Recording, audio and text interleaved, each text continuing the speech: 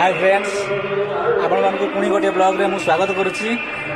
आ देखंतु आज आम रूम पाखरे मंदिर अच्छी। से मंदिर में प्रति पूर्णिमा अमावस्या एमती 12 तिथि आस पूजा हुए।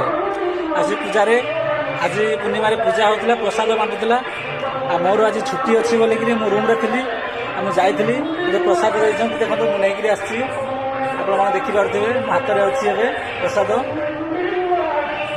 वेज बिरियानी बढ़िया पोलाव कहते पोलाव ना वेज पोलाव से हाथ में तैयारी बहुत बढ़िया लगे खाइबा को। मुझे आगे भी थरे दी थर खाई बहुत बढ़िया लगे।